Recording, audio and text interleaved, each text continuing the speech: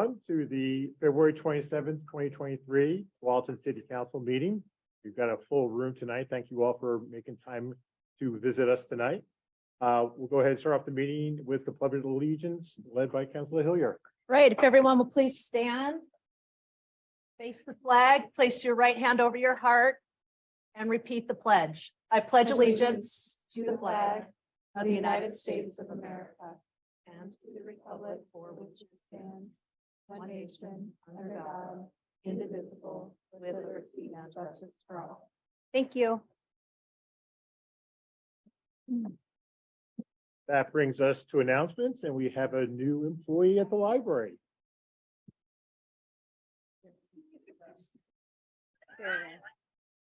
Welcome. Hi. I did not know this many people were six. I'm Sarah Jessica Dawson. I'm the Public Services Supervisor at the library, and I'm really pleased to bring Melissa Hunt. She is our new librarian one for school-aged children. She's been with us about 2 months. It took us a little while and some effort to get her because she was in Glendale, Arizona when we found her. She grew up in Arizona. She did spend some time at the Pacific Northwest, and when she saw our opening, knew this was where she wanted to be. When we interviewed her, it felt like bubbles were coming through the screen. The energy and excitement she has for connecting kids with books and connecting kids with libraries is absolutely effervescent. And we're really delighted to have her on our team. She spent some time in early childhood education and then went into library work. She got her master's at San Jose State, which I believe is an mostly online program. Yeah. And had spent some time in various positions in libraries in Maricopa County and other parts of Arizona. This is her first time as a librarian by title, and we're really, really excited for her. The floor is yours. You want to introduce yourself a little bit more? I'm really excited to be here. Like she said, it was quite the process. Went through 3 interviews, but they were the most fun interviews I've ever had in my life. So it worked out well. I'm excited. I get to do my first solo planning program this weekend. So I'm very pumped. I'm excited to meet all the kids. I'm excited to be here. Yep. Yeah. Sam and Amy have gotten her really well versed with, the children's services that we have and how we do collections and our program planning. So we're really, really excited to see what Melissa's going to bring. Just jumping right in. Well, welcome, because our children's programs are terrific in Walton.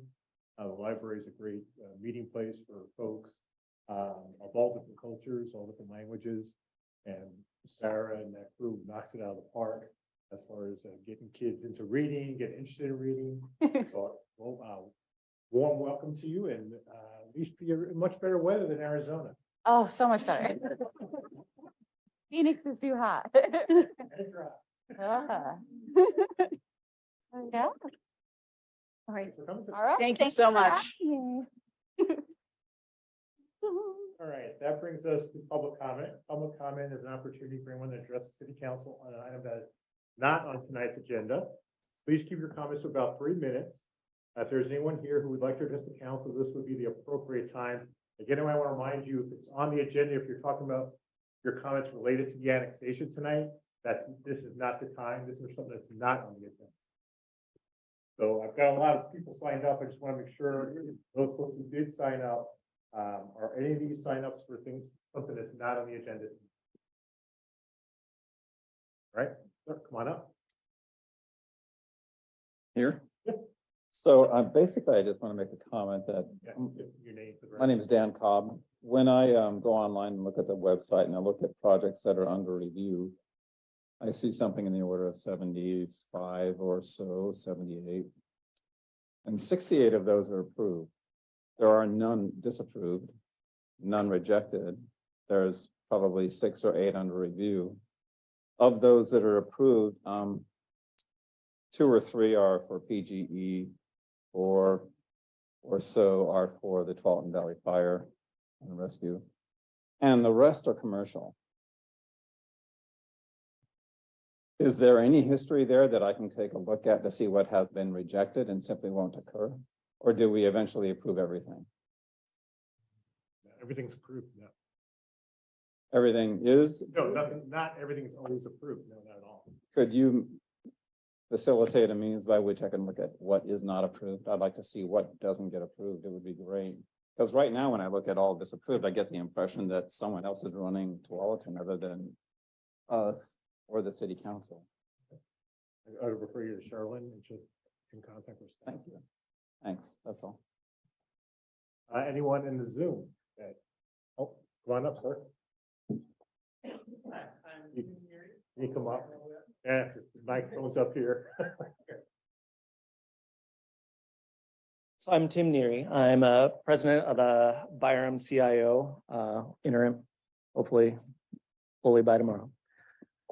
There's some issues with the planning process in general, and want to just piggyback off of some of the concerns that Dan was saying, is that a lot of the planning process, the way it looks like, it just seems to be a series of check boxes, and there's very few opportunities for actual critical thought of, is this actually good for Tualatin?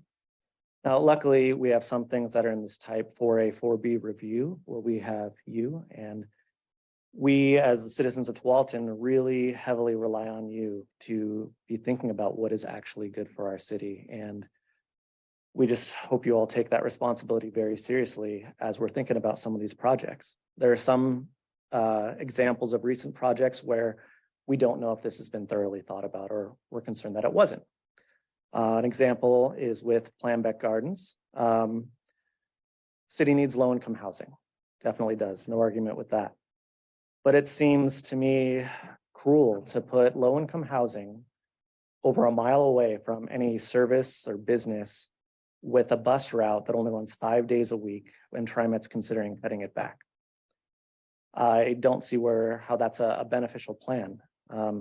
Yes, I know there's a plan to put in a convenience store, but convenience stores typically have predatory practices against low-income individuals.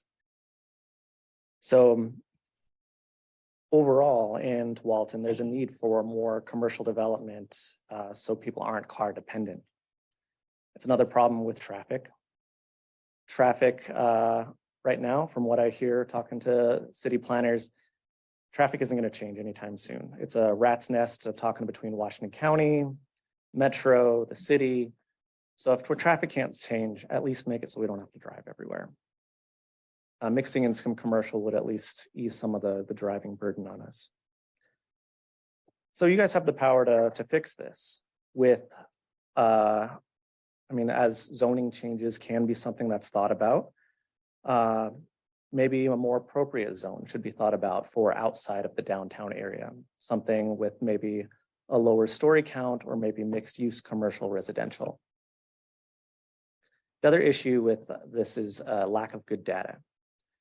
In a lot of the planning decisions, developers get to choose their own investigators, set parameters for impact analyses, and it results in poor and misleading data. This has included the loss of trees on Norwood due to a poorly done environmental study, flooding of a private residence on Boone's Ferry due to a poorly conducted stormwater management study, and traffic studies being done piecemeal, not comprehensively investigating the impact of the developments being done right now, the developments planned, and the industrial developments. So submitted a text amendment to you guys to take a look at that would hopefully fix some of those problems. Thank you. Anyone else? Anyone in Zoom, Nicole?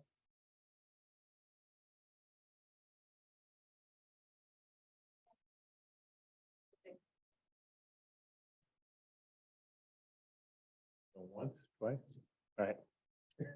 That brings us to the consent agenda.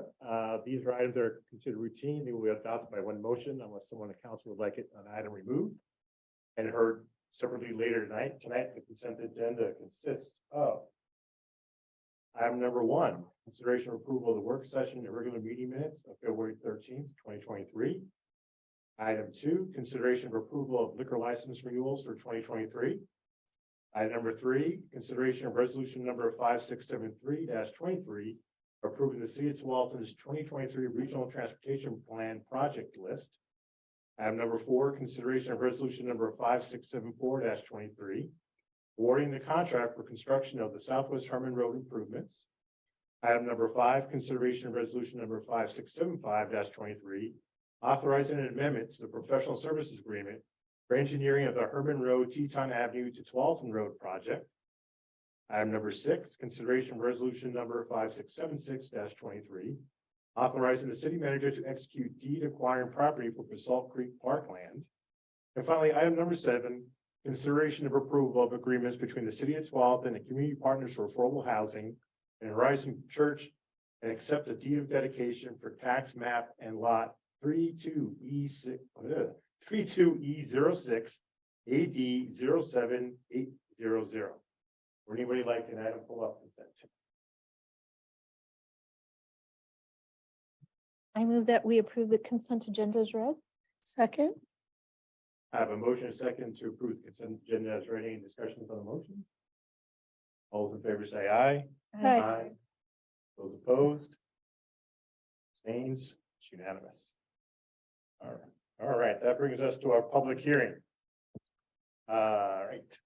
Consideration of ordinance number 1472-23, annexing approximately 1 acre of land located at 9300 Southwest Norwood Road, tax map 2S135D000, lot 108, into the city of Tualatin, and withdrawing the territory from the Washington County Enhanced Sheriff District Patrol and Urban Road Maintenance District, file number ANN 22-000003. 3 zeros. All right. I have a script I need to read before we can launch into the hearing. Right. The state legislature requires the following information be read for annexation. Item number 1, criteria for approval of a proposed annexation are in TDC 33.010. The territory to be annexed is within the metro urban growth boundary. The owners of the territory to be annexed have petitioned to be annexed. The application is consistent with applicable provisions of ORS Chapter 222. The property is contiguous to the city or separated from it only by a public right-of-way or stream. Where the annexation is consistent with directly applicable criteria for boundary changes in the Metro Code. An urban service provider agreement or annexation plan adopted under ORS 195065. Urban planning or other agreement other than those under ORS 195.065 between the affected entity and a necessary party.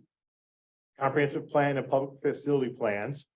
Regional framework plan or functional plan, where the proposed change will promote or not interfere with the timely, orderly, and economic provisions of the public facilities and services, and consistency with other applicable criteria for the boundary change in question under state and local law.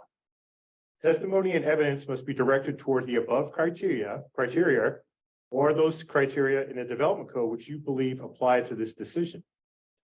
If additional documents or evidence is provided in support of the application, any party shall be entitled to a continuance of this hearing. Unless there is a continuance before the conclusion of the evidentiary hearing, a participant may request before the hearing is closed that the record remain open for at least 7 days after the hearing. Failure to raise an issue accompanied by statements or evidence sufficient to afford the council and parties an opportunity to respond to the issue precludes appeal to the Land Use Board of Appeals based on that issue. The failure of an applicant to raise constitutional or other issues related to proposed conditions of approval with sufficient specificity to allow this council to respond to the issue precludes an action for damages in circuit court. The hearing will begin with the city staff report, followed by testimony in favor of the application, followed by opposition to the application. Rebuttal will be then permitted. Then the hearing will be closed and the council will deliberate towards a decision.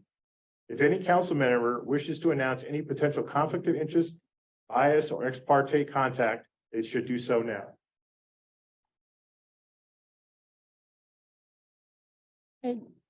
Council Brooks. I drive by the property regularly. Yeah. I drive by. I think we all drive by the property. All right.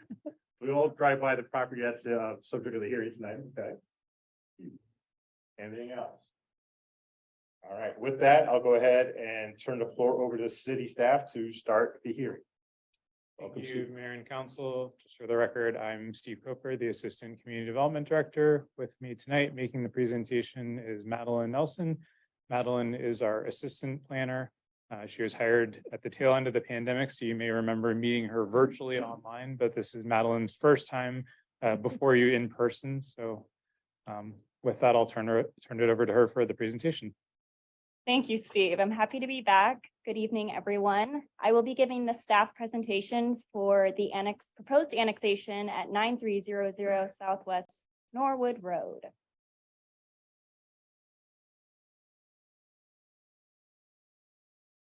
So as an overview, the proposed annexation is a consideration of a request to approve an annexation for a 1-acre property located at 9300 Southwest Norwood Road into the city of Tualatin. The site is currently under the jurisdiction as unincorporated Washington County. Upon annexation, the property would be designated as medium low-density residential. Future development of the property will require a separate architectural review and approval. The applicable development code criteria would be reviewed at that time of application.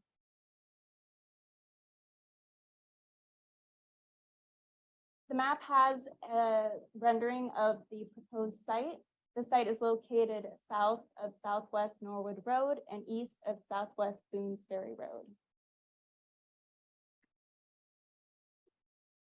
The zoning map depicts that the site would be annexed into the city as medium low density residential.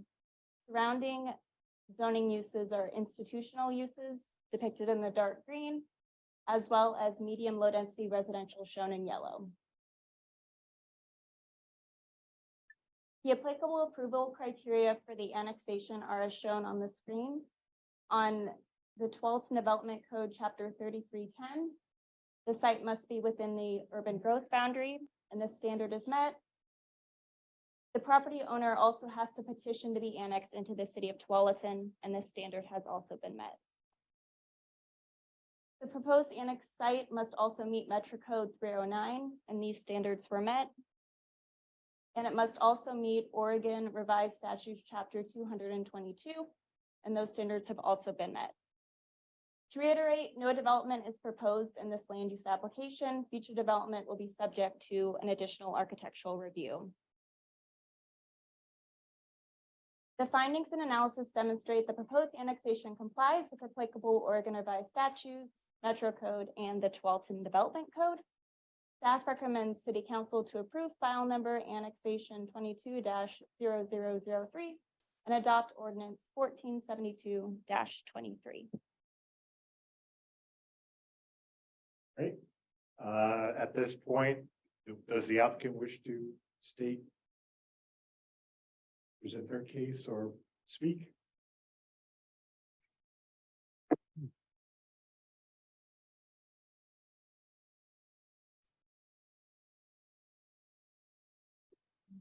You guys have our presentation?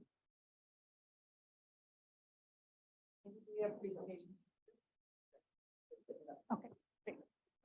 I'll just introduce myself while I wait. My name is Melissa Slotemaker. I'm with AKS Engineering. I'm a land use planner there.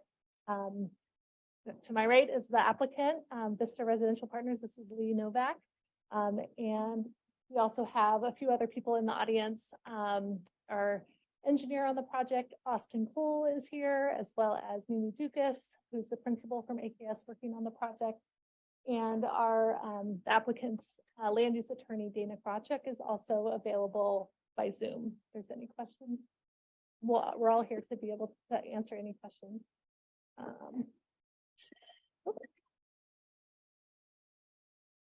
So there again, there's our list of the applicant team. Again, my name is Melissa and this is Lee. Staff did a great job of providing an overview. It's a very simple application before you tonight. But I'll just reiterate a few things just to, if there's any other questions. I do want to point out that the site with the blue star, it's surrounded by the Horizon High School property. And the entire boundary of the site is already within the city of Tualatin. So as staff mentioned, and as I know you're aware that the applicant has submitted 2 other land use applications, but tonight is only the annexation application before you. This application does not include any site alterations or improvements, and any future development that's required to obtain a city approval. And as staff pointed out, the annexation criteria are very straightforward and objective. The application demonstrates that each of the criteria are met, and staff did a good job going through all of that. And with that, we'll just, we're here to answer any questions. Open it up to you now, and we can, after testimony, we can come back and provide additional information if needed. Right. Do you have questions yet, or do you want to continue on? Right. Thank you. That brings us to folks who would like to testify in favor of the applicant. I've got some folks who are here on site, and we'll also, so I'm going to do people who are on site, and then we'll reach out to folks on Zoom. Want to make sure that it's been pointed out a couple times already. Tonight's hearing tonight is just on the annexation, not any upzoning. This is purely annexation tonight. Please keep your comments limited to about 3 minutes, because there's a lot of folks here. And so I'm going to go ahead and start off with Stan Russell of Horizon Community Church. He's on Zoom. All right, we'll go with him.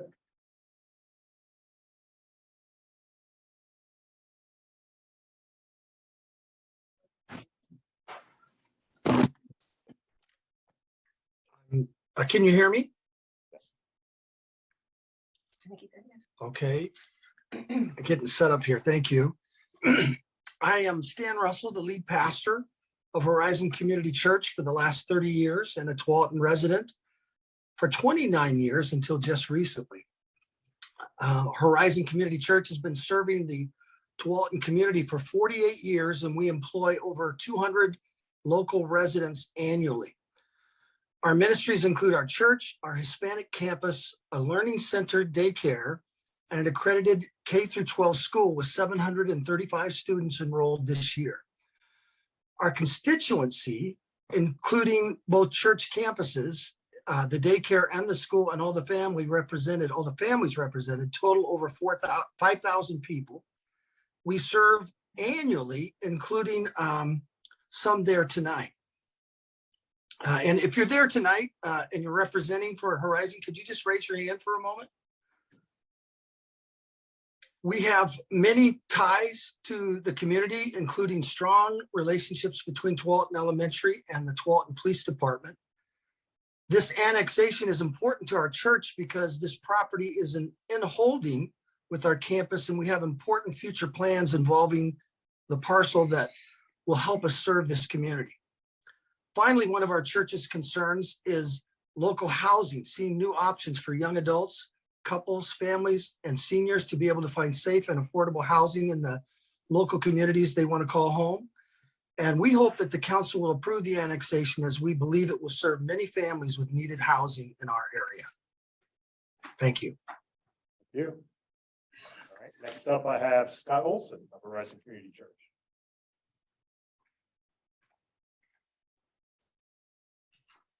Welcome. All right, thank you so much.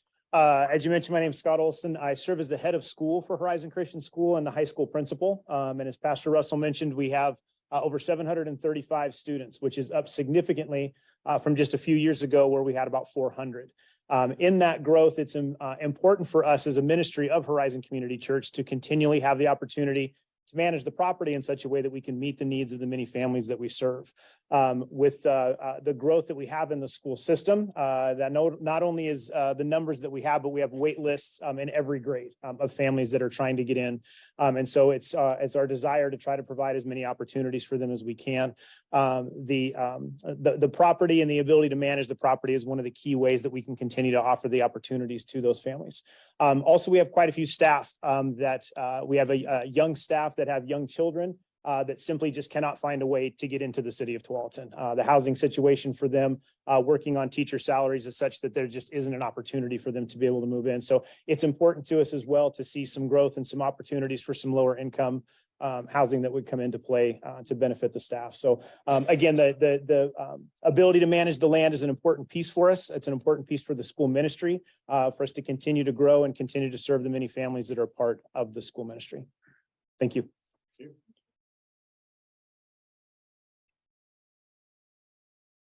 Next up is Roger Levish. Keep asking. All right. John Price.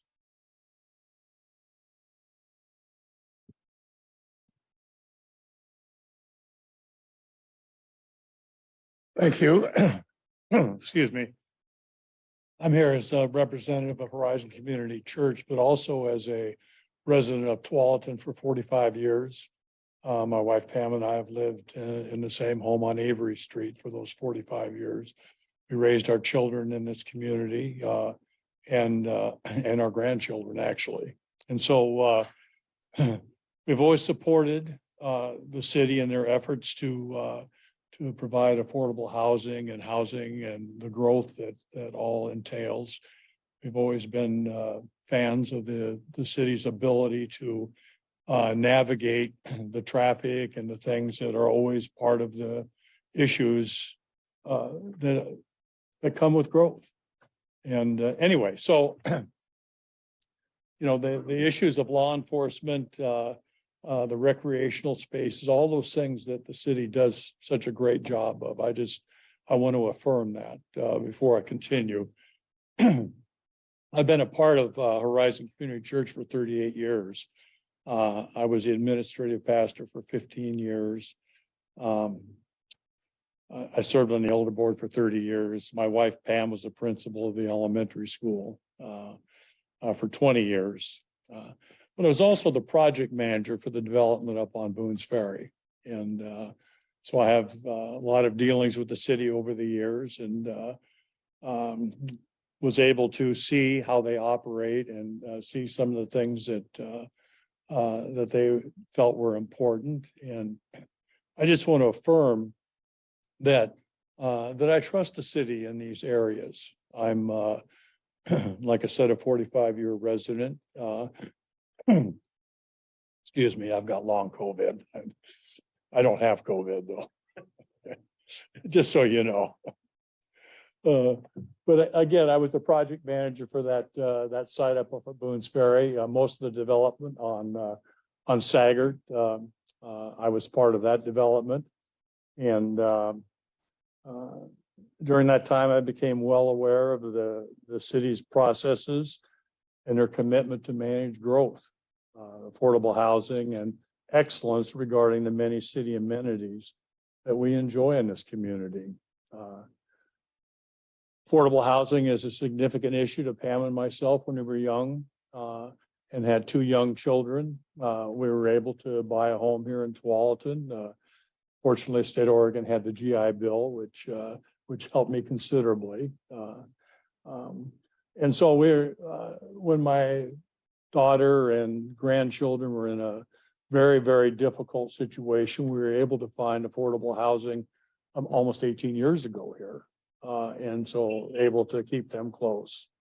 So both Pam and I fully support the annexation of the 1-acre site off Norwood and the subsequent zone changes in planned apartments as designed without reservation. We support the vision of new housing in Tualatin, according to the 2019 city staff report and studies that indicated a shortage of affordable housing. Thank you. Is there anyone else in the meeting room that would like to testify in favor of the application? You don't have to sign up. Nicole, anyone in favor on Zoom? Thank you for the opportunity.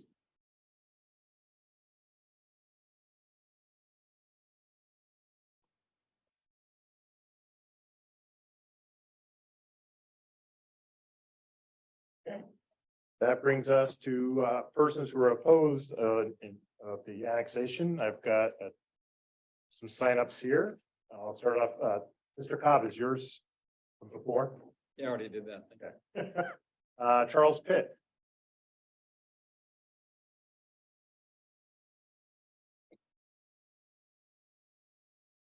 Welcome. I've been a resident here for about 15 years in Tualatin, love it. And I'm all for developing, but I'm for smart developing. I'm sorry, yeah, I'm for smart developing, so all single family, lots of walking trails. Now we have the new homes going in, no walking trails, a teeny tiny park, very poor planning. Now we want to put a lot in and put in everyone keeps talking about affordable housing. These aren't affordable units. That's going to be on this 1 acre lot or part of this 1 acre lot. So, and it's giant. And no one seems to be looking at the traffic issues. Right now we have 518 units or so approved already, right there. Not one unit built, the traffic's terrible. So what are we gonna do? Put a light at the end of the street? I don't see any planning at all for any traffic and trying to keep it the typical Tualatin neighborhood down there. People are looking for a place to build it. What about the Hagans? It's right next to the West, next to mass transit. Great place for a 5 or 6 story building, not next to single family homes. It's just not going to work. So I'm opposed to it for those reasons and probably many more. So thanks for listening to me. Thank you. Joel Augie.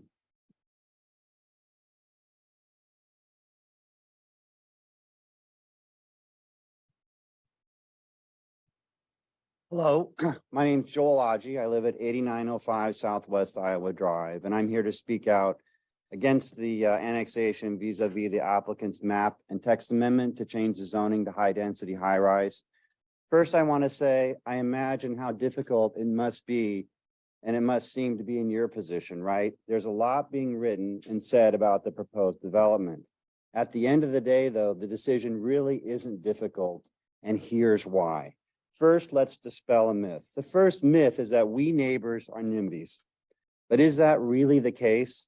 After Autumn Sunrise was approved, with nary an objection, the same with Planbeck Gardens, the result is that we neighbors trusted the city and did not object to these developments. These 2 developments will result in over 500 housing units in our backyards, which is over 50% of the city's entire housing needs for the next 20 years per your own 2019 housing analysis. So how in the world does that make us NIMBYs? It doesn't. Second, let's understand why we neighbors no longer blindly trust the city to do the right thing here with this application. The Autumn Sunrise approval has been a failure in a number of very important regards. There are lessons to be learned. Not a stick of tree was left in the middle. It's hideous, frankly, and nothing that our neighbor Wilsonville would have allowed. Second, no arborist was required to approve the plan to leave that thin stand of trees along Norwood, trees which ultimately knocked out power so many times they had to be mowed down. And finally, as we can see by the developer's application here, even before another unit is approved, the traffic of Autumn Sunrise and Planbeck Gardens already requires, by the applicant's own traffic study, a signal at Norwood, a signal which was never required, but clearly should have been required. And the developer's solution? Let us build 276 more units of high density, high res, so you can get your traffic signal, which you already deserve. Wow, really? That's bold. Now let's talk about the application. When you read through it, it plays heavily into the housing crisis and refers to the 2019 housing needs analysis, as it should. but it offers zero, and that is the key here, zero data on where we currently stand in meeting those housing needs. Where do we stand? The study, 940 units have already been approved. Alden Apartments, 45, Planbeck Gardens, 116, Tualatin Heights Apartments, 116, Autumn Sunrise, 407, Nyberg, Tualatin, 256. So with 940 units already approved, that means that in less than 3 years into your 20-year goal, you've reached 92% of your goal. There's no Chicken Little. There's no sky is falling. You're doing great. Looking at the facts and the data, your decision is easy. The rezone application, it's extreme zoning, and it isn't in the public good. Leave the high density, high rise for the city's downtown core where it is appropriate and needed. But please use common sense.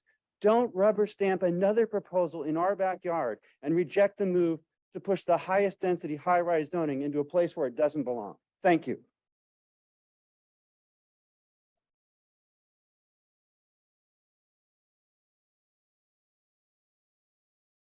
All right, next up is Ed Casey.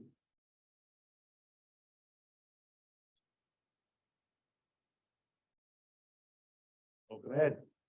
Okay. Ed Casey, 50-year resident of Tualatin, moved here when there were 976 people and no traffic signals, just stop signs. So a lot has changed. But I'm here as land use officer for IBAC CIO. Live basically down Boone's Ferry and to the west. A lot of our members are very upset about the traffic in this area. I've seen gridlock, personally seen gridlock from Day Road to McDonald's. And we're gonna add all the Autumn Sunrise over 4 years, but still that's a lot more traffic. Palmbeck is low income. And I don't think there are gonna be as many cars, but they need public transportation and there's none. There's 2-3 buses a day and not on weekends.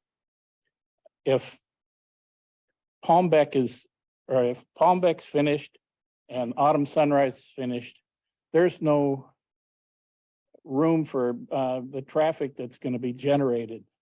There would have to be a signal at Norwood. There'd have to be a signal down at, is it Iowa? Yeah, Iowa, where you came from. They can't get in and out when the traffic's backed up. And there probably will be one at Green Hill or whatever the street is that comes into Boone's Ferry and will connect to 124th extension if it's completed. So the traffic is just going to be gridlock. As previous fellow mentioned, downtown is the place to build high rise. It's, we've held off for many years, but now's the time to do it. On behalf of IBOC CIO, we hope you do not approve not just the annexation. Annexation is fine, but the change of zoning to high rise, it's just not called for. Thank you. Just a reminder, remember, tonight's just annexation. Right. Not doing the upzoning tonight. Right. We do appreciate hearing that. All right, Chad Fridley.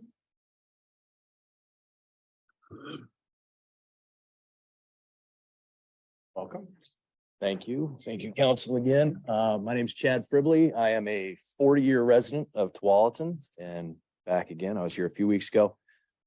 So again, I think a lot of great people here tonight, a lot of strong feelings on this on both sides. I think everybody in this room would agree that it's not so much that people are here to stop these projects, but we want smart development. We don't want to, I have nothing against the church growing. I'm a church person myself. I'm all for that. but we know what this project is leading to and where it's going. I know the church needs it to help fund what they want to do. We all want to see the growth, but we want it done smartly. As Joel was just saying, the housing needs analysis the city did for the 2040 plan, 20-year projection that the city needs 1,000 additional family units added to the city. The city currently in its first 3 years has over 1,200 units currently in the works, being built or in plan. That is over 200 units already ahead of what you need for a 20-year plan. Why? Why are we blowing through that budget in 20 years? Does that mean, are we going to deny every other development project for the next 17 years? I have a hard time believing that's going to happen. So again, I think, if we're already at 1,200 units in the plans, this is a 200, we know what this annexation is for. It's going to a 276 unit apartment, supposedly. Why can't we put the brakes on that? And we'd still be at our 1,000 unit number for the next 20 years. What is the rush to develop this much, this fast, with no infrastructure, no resources to support all this stuff? And it just does not make sense at this time. How about adding a park? Byram CIO is the only CIO in the city without a park. Why? And there's no plan to put one in, and you're going to expand. Why not add to the value of the community and the residents that live there, not decrease our home values, and not detract from everything that we currently have as a great city? Thank you.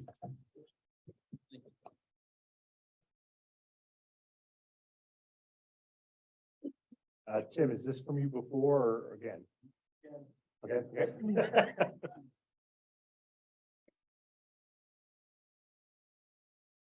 Back. Yep, Tim Neary again from Byram CIO.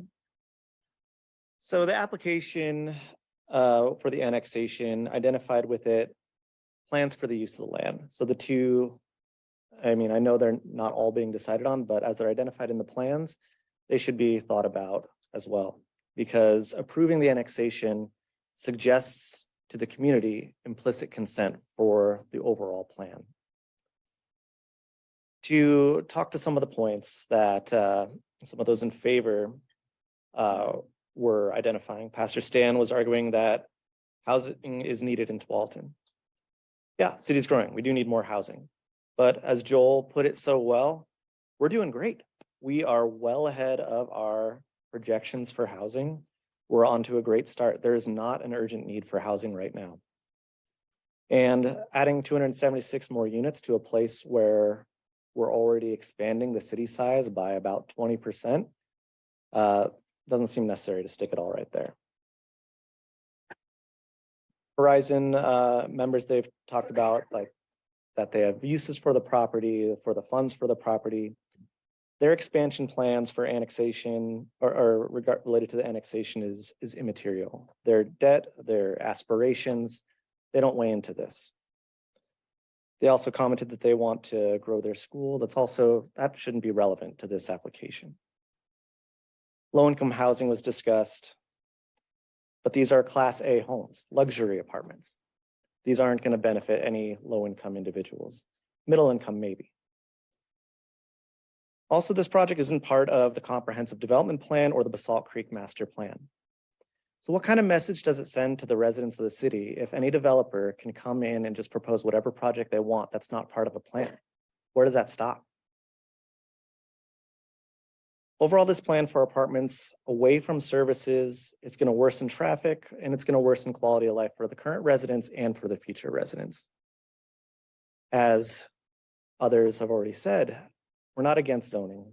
We're not against even Horizon developing the property. We just want it done smart. It's too many units in too small of an area. And other projects could be better. Byram needs a park. It could benefit the residents of Autumn Sunrise, of Lambeck Gardens, and this unit if it was a mixed zone structure of limited story height. So there are other options than this plan. But please think as you're evaluating this annexation decision, saying yes to this, as if they did identify that they are planning to build the structure, it implies that you're on board with the whole thing. And that really concerns us residents. Thank you.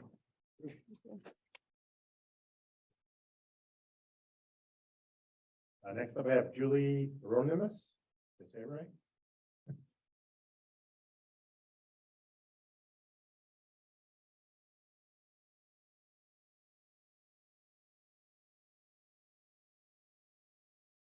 So good evening, everyone. My name is Julie Hieronymus. I'm the interim vice president of Byram CIO, hopefully vice president tomorrow when we have our elections, and resident of Tualatin for 20 plus years. Actually, I'm here voicing the same concerns that everyone else has. And while we're not supposed to talk about the zoning requests, it is hand in hand with this annexation. And what I don't really understand is why are we giving carte blanche to developers to say, yeah, build anywhere you want in the city. You know, we don't care. You can do a high-rise development anywhere. And I'd like to see development in our existing areas that are zoned high-rise, high density, which is the area west of the central urban renewal area, north of the wetlands, and south of the Tualatin area, west of the central, and south of the Tualatin Country Club. So that just makes more sense. You know, we were just talking, I was talking to my neighbor who's sitting next to me tonight. He says, you know, our downtown area, such as it is, you know, it looks kind of poor. I mean, we have bare spots. We have, Higgins has been, how long has Higgins been empty? I mean, it just isn't very exciting to go anywhere downtown, you know, so I'd like to see some kind of development there to help us with, you know, beautifying that area, make it more of a destination than just a pass through. Also, again, as everyone else has mentioned in my neighborhood here, that Tualatin just has a problem with traffic. And we, you know, the recent traffic studies that were used, I think it was 2020, just aren't a good indication what's really going to go on, especially in the future. You know, and it's not only affecting Boone's Ferry, it's going to affect Martinazzi. We have people that are really concerned on Martinazzi that know already that people go down Martinazzi to avoid traffic. Iowa is going to get worse as we pass through from the new neighborhood down Iowa into going to Boone's Ferry. You know, Norwood, 65th, they're all going to be impacted. So I'd like to see more traffic studies before we rush into doing anything to expanding this area. And lastly, we're just asking you as our elected officials to represent the residents of Tualatin and not the developers. And thank you.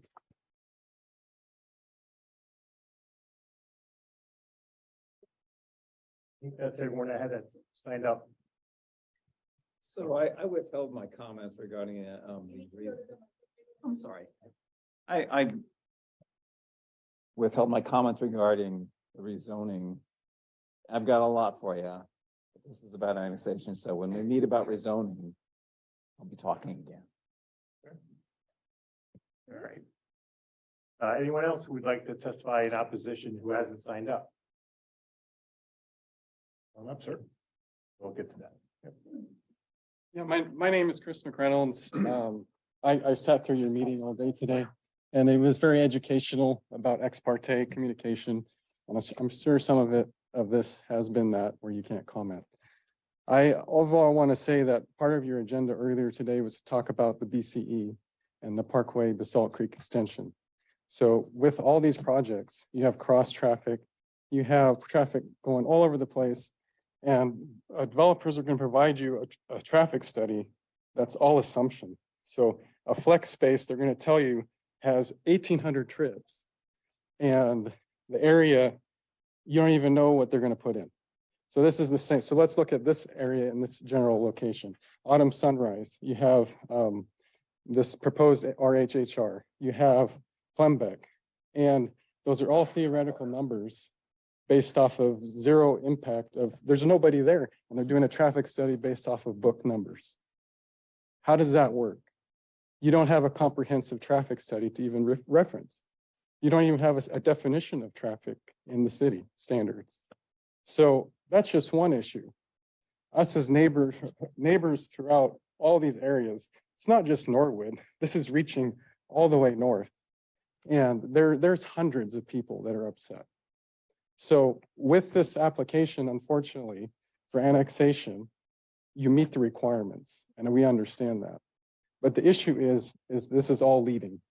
And in the initial application with the neighborhood meeting, it stated their intention from the beginning of what this is going to be. So for us to sit here and talk to you and pretend that this is just an annexation application is ridiculous. Thank you.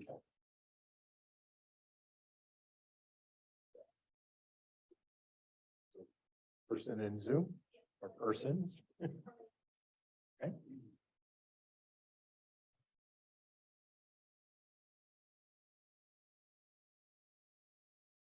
Hi, can everyone hear me? Yep. It says the host has disabled video, so I apologize. My video is not showing. My name is Carly Case, and I would like to say something here.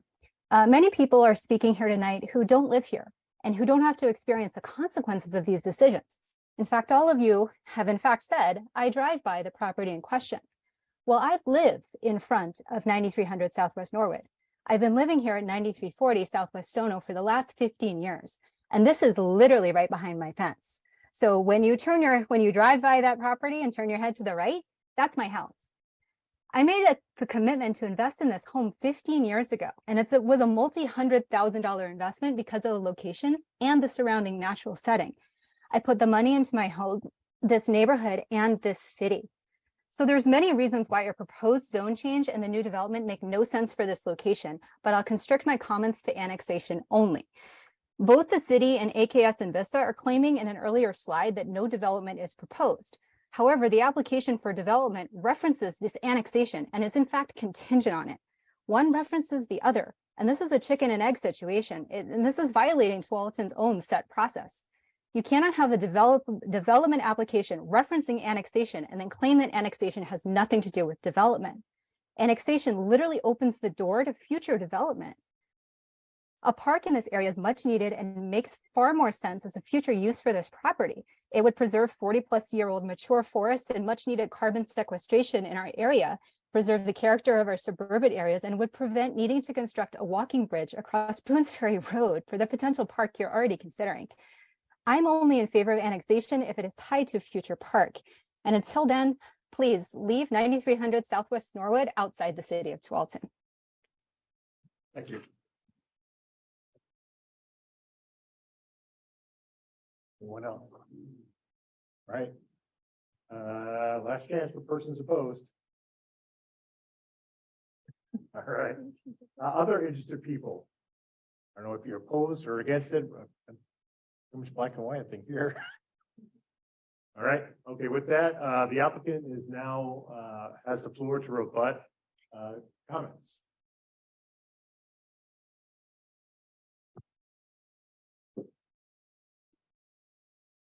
Again, my name is Melissa Slotemaker with AKS.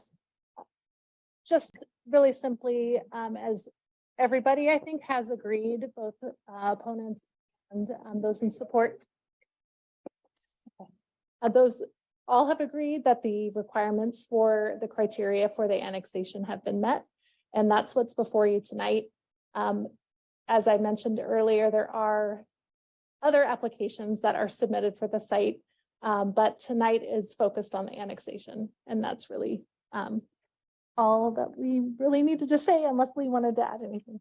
No, that's all. We'll be back to talk further steps when it's appropriate, when those applications are before you.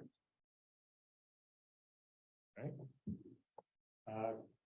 Council, questions for applicant or staff? Brett. RML, which if this was annexed, it would be, if I, For staff or? for staff, for Steve, I'm looking at Steve, sorry. Mr. Coper.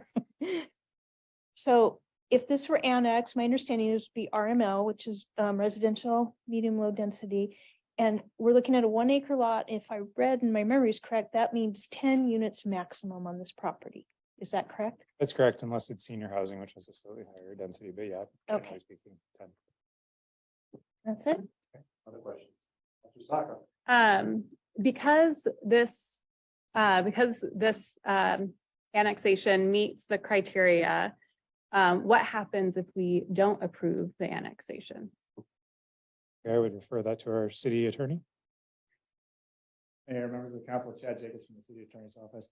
As we discussed earlier tonight, when you have criteria that are in place and an application satisfies that criteria, if you deny that application, it can be appealed to the Land Use Board of Appeals, otherwise known as LUBA, and LUBA can overturn that decision. So unless we can make findings to demonstrate that the application does not meet the criteria in the code, then we can't really deny the application.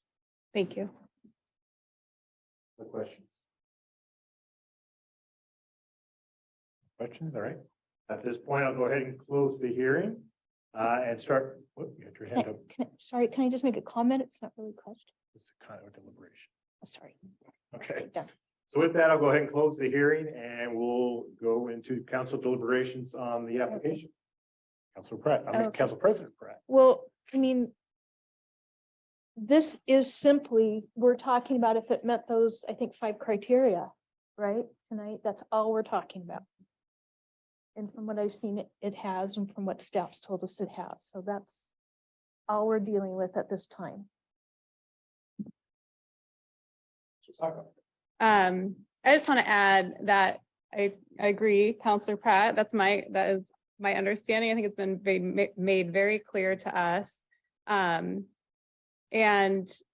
I also want to say that since this is separate, the way that I vote tonight is based on that criteria that has been explained to us and that criteria only. And I believe that is what's in front of us today. And so I want to make clear that that is how that I'm voting tonight. Yep, I'd also like to explain my motivation for my voting this evening will absolutely be within the rules of annexation. And that in my mind, they are absolutely 2 separate things, the topic of what comes next and this annexation. Though I hear what has been said, and for others, it cannot be separated. And for us, that is our job to do that. And that is what we are doing, or that's what I am doing. Comments?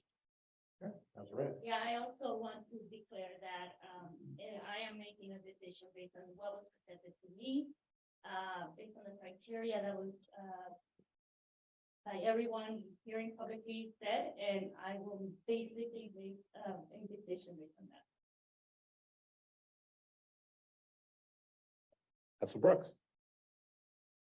I kind of want to also say a similar thing, and I want to say it's really important to me to say because I think there's been a confusing conversation from my perspective around this. And I have, we just went through this training about what quasi judicial responsibilities are for counselors. And it's very important that we follow the law and do things that are appropriate for anybody that comes before us. I take my role very seriously about what comes before us and how I treat people fairly.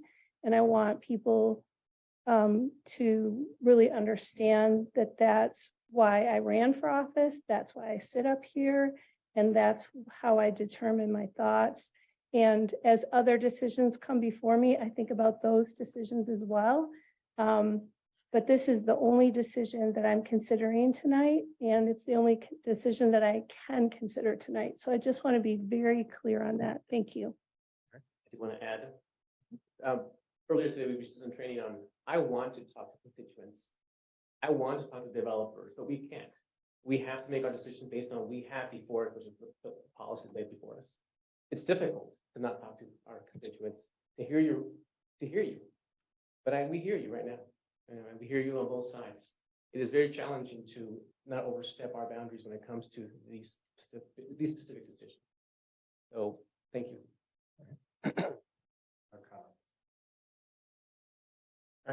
I also want to say, all the emails that we've gotten, I've read every single one of them. And it is super frustrating not being able to answer. This is ex parte rule, but I've read all, is it 800 pages in the report on this, and every single one has been read. The comment that this is implicit consent is not true. There's no implicit consent that the upzoning will occur. Tonight is only about annexation. We're pretty limited on our discretion on annexation. And it's pretty strict by state law. But when it comes to zoning, it's a little looser. There's a little bit more interpretation. So tonight, I just want to let people know how the vote goes. It's not a quid pro that this is a done deal. All we're approving tonight is annexation.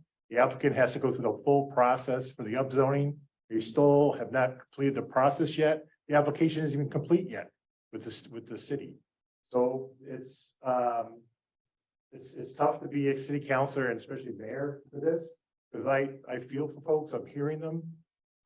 Again, it stinks not to be able to talk to you about it and meet with you, but I just want to make it clear, these are two separate decisions that I take very seriously. Anything else? Chad?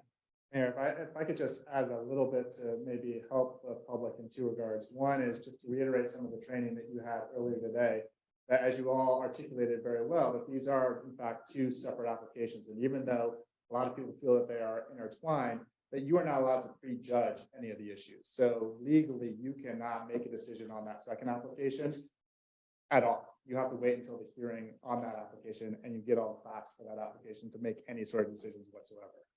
And then with regard to that, everyone taking the time to come out tonight and really provide a lot of good information is really important, but I want to make sure that everyone knows that all that information that you shared tonight really needs to come back at the next hearing, so it gets into that record, because that's the information that the next decision is going to be based on. So don't just feel that you made your comments tonight and you're done. Really come back and share the information with the council next time, so they can take that information into consideration when they make the next decision. Thank you. For the deliberations. We have a motion. I have a motion that, oh, how do we do this? It's the first one.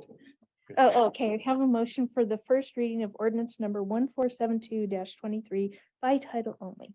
Can we do that? Okay. I second it. I have a motion and a second for first reading of ordinance 1472-23. Any discussions on the motion? Is a roll call vote, correct? All right. For Councilor Sacco? Aye. Councilor Hillier? Aye. Councilor Reyes? Councilor Gonzalez? Aye. Councilor Brooks? Aye. Council President Pratt? Aye. I vote aye also. Thank you, Your Honor. Ordinance number 1472-23, an ordinance annexing 9300 Southwest Norwood Road, tax map 2S135D000, lot 108, into the city of Tualatin, withdrawing the territory from the Washington County Enhanced Sheriff Patrol District and Urban Roads Maintenance District, annexation 22003. Make a motion for second reading by title only of ordinance number 1472-23. By title only. Second. I have a motion and a second for second reading by title only of ordinance 1472-23. Any discussions on those motions? Start on this side. Got Councilor Gonzalez. I'm sorry. No, I have nothing to add. Oh, no, we're voting. Oh, then yes. Councilor Brooks. Aye. Councilor Sacco. Aye. Councilor Hillier. Aye. Councilor Reyes. Council President Pratt. Aye. I vote aye also.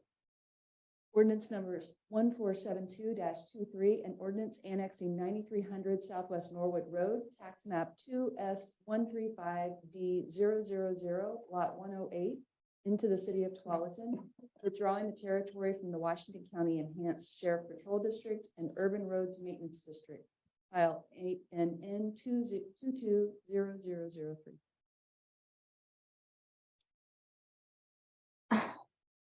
I motion that we amend or we adopt ordinance number 1472-23. Second. I have a motion and a second to adopt ordinance 1472-23. Any discussions on motions? Councilor Sacco. Aye. Councilor Hillier. Aye. Councilor Reyes. Councilor Gonzalez. Councilor Brooks. Aye. Council President Pratt. Aye. I vote aye also. It's unanimous. Ordinance is adopted.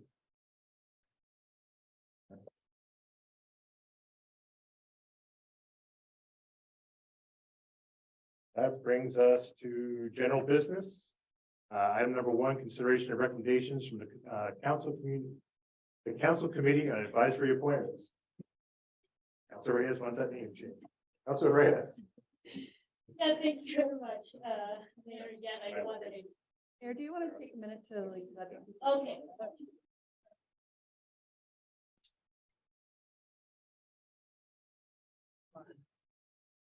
You know. Yeah, right.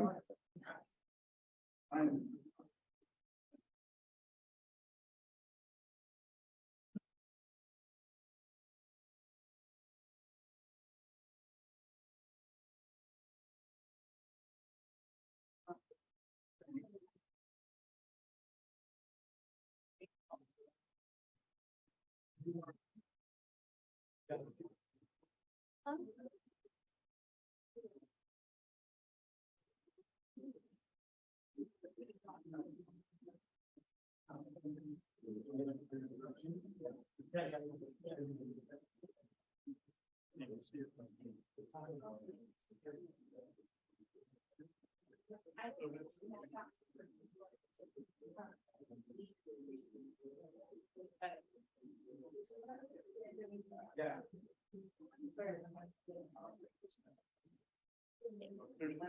Substation.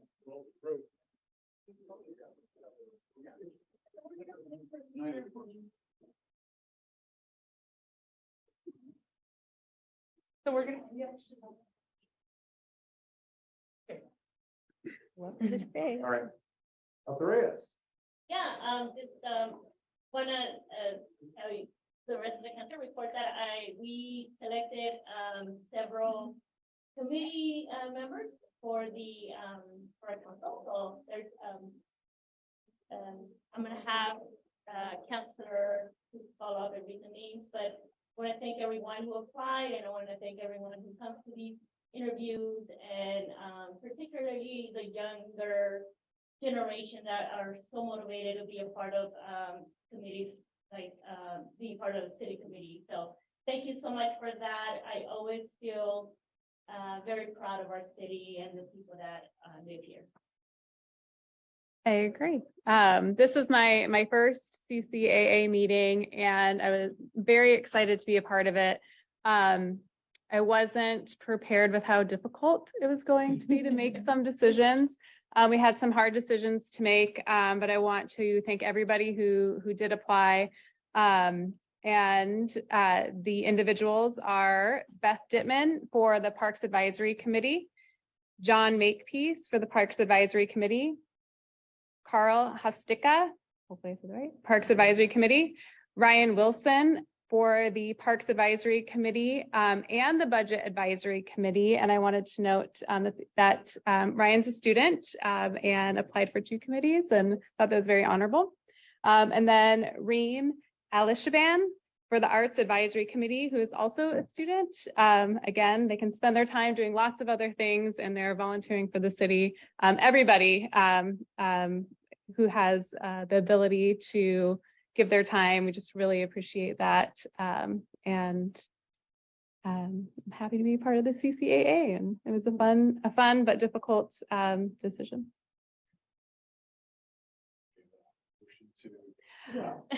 I move to adopt. I didn't know that was part of it. Sorry. I move to adopt our recommendations for the CCAA. What was the second to adopt the recommendations from the CCAA? Any discussions on those motions? All those in favor say aye. Aye. Opposed? Abstain? It's unanimous. All right. We had no items removed from consent. Brings us to council communications. Since we did do that during work session, we'll go ahead and start that, and we'll start with Councilor Sacco. I attended the CCAA. And that was the only meeting I had, and I already stated my comments. Councilor Hilliard. Okay, on February 22nd, I had the opportunity to attend my second architectural review board meeting, and pursuant to what several people mentioned in their comments that we heard from community members tonight, the architectural review board did pass the at Alden Apartments, they're adding 45 new townhomes and units in an existing multifamily development on 16.7 acres in the medium high density residential zone there in that area. And they're going to build it out in the back. And if you'd like to see pictures of it, it looked very nice. And I also wanted to say an extra thank you to the CCAA committee for the work that you do, because the citizens that I get to serve next to on that committee are exceptional, and they ask questions about downlighting and uplighting, and I'm like, oh my, okay. So it was very educational, and there are citizens who are around us looking out for things that some of us wouldn't even know to ask. And so thank you for the job that you do in the committee, because we got the right people on right committees. And I also wanted to say congratulations to the Tualatin co-ed cheer team for winning first at nationals this last weekend down in California. It's super, super exciting. My bonus daughter, whose actual mom was here tonight, won in a national championship back in 1999. So I know how exciting that is for our community. And so another fun thing to celebrate about the youth in our community. I think my last official meeting was CCAA, but that was like, I think I reported and talked about that last meeting. No official city meeting in the last couple of weeks, but just want to say hi to everybody. Councilor Gonzalez. I have not met with me on city business, just looking forward to my up and coming meetings that are here to fill my schedule here soon. All right. Councilor Brooks. Today I met with the Climate Action Plan group and discussed the formulation of the plan and a lot of how it's going to be looked and measured and read by whoever's reading it. And we also met with the Tualatin Arts Advisory Council and discussed there's going to be some new wraps. We're waiting for the traffic box wraps. We're waiting for the weather to get the right temperature. There's a lot of different things that you wouldn't think that go into traffic box wraps that do. And as discussions about the upcoming considerations around art for the Veterans Plaza and